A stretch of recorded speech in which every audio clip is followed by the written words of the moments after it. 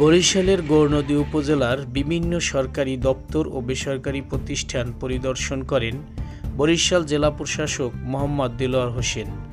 মঙ্গলবার সকাল থেকে দিনভর উপজেলার এসব দপ্তর পরিদর্শন করেন তিনি। গৌরনদী মডেল থানা পৌরসভা পরিদর্শন করে গৌরনদী গার্লস স্কুল অ্যান্ড কলেজে শিক্ষক ও ছাত্রছাত্রীদের নিয়ে মত বিনিময় সভা করেন। মত বিনিময় সভা শেষে উপজেলা সহকারী কমিশনারের কার্যালয় পরিদর্শন করেন এবং সেখানে নামজারি সেবা গ্রহীতাদের হাতে একদিনে অনলাইন নামজারির পর্চা তুলে দেন।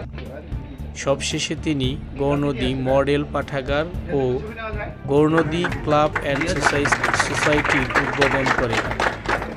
এ সময় উপস্থিত ছিলেন গৌরনদী উপজেলা নির্বাহী কর্মকর্তা মোহাম্মদ আবু আবদুল্লাহ খান, উপজেলা সহকারী কমিশনার ভূমি মোহাম্মদ রাজীব হোসেন, গৌরনদী মডেল থানার ওসি মোহাম্মদ ইউনুস মিয়া সহ উপজেলা প্রশাসনের বিভিন্ন কর্মকর্তা, প্রিন্ট ও ইলেকট্রনিক মিডিয়ার সাংবাদিক সহ অন্যরা। এ নিউজ 24 নিউজ ডেস্ক।